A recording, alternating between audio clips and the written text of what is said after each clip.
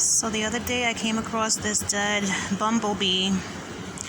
I had seen it here looking like it wasn't well. So I put a little bit of water on the floor for it, hoping that it can get a drink of water, and it didn't get the drink of water. And when I came back the next day or later on that night, it was no longer with us. Poor little fella didn't make it, and I don't want this to ever happen again. So I'm doing 2 projects for the bees. So these are terracotta containers. I spray painted them black, and then I got these bowls from the 99-cent store. I'm gonna put these bowls on top, and I'm gonna fill those bowls with some of these river rocks, just a few, and then I'm gonna fill them with water so that they could have water to bathe in. And I am going to put these in different areas around the garden. It's very loud out here today. It's the Puerto Rican Day Parade, so the people have gone mad. My people are parading and acting a fool. So I'm gonna put those around the garden. And then I also made this. Let me get the other 2 things that I need. And what this is to feed the bees, to give them life when they're losing it. So this is sugar water, which is just water and raw cane sugar that I cooked. I heated it up so that the sugar could dissolve. I let the water cool down and I put it in this jar. And then on the top of the lid, I poked 7 holes with my handy dandy stabbing tool. And what I'm gonna do is I got this giant clothespin, and I just took out the metal part so that I could use the wood parts. And I'm going to probably put this right here. And what you do is you just, stand it up. And so when you poke the holes, you have to make the holes little, right? And what happens is, leave a space in between.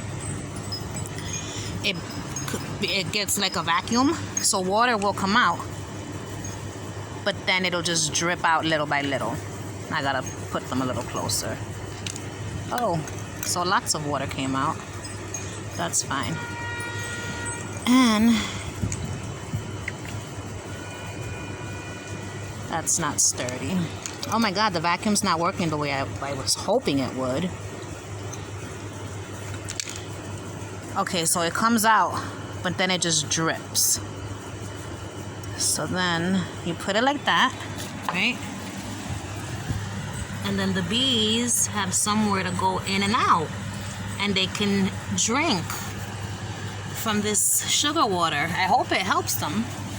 All right, so now what have I done? I'm gonna save this guy and add him to my insect carcass collection. Let me fill these bowls with the pebbles and put water in them, and then I'll show you where I end up putting them in the garden.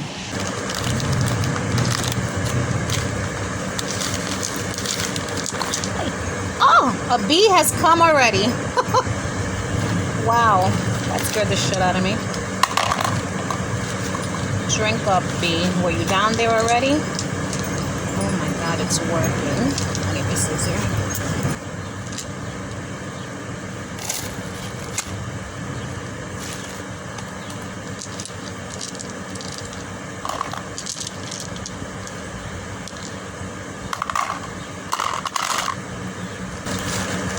So sometimes when you're gardening, it can add up and you end up spending all your money on stuff for the garden.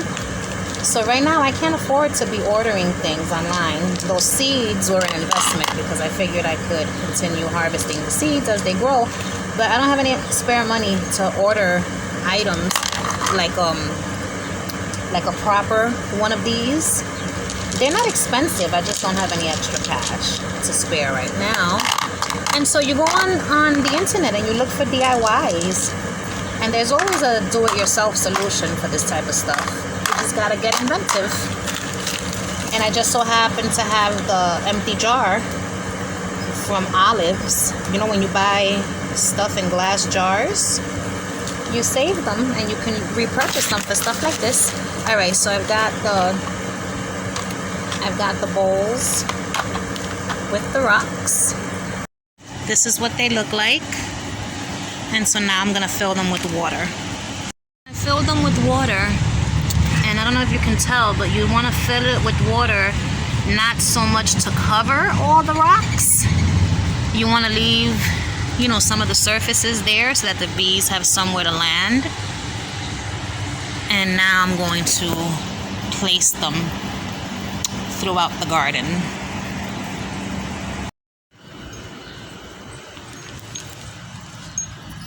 So I put one up here,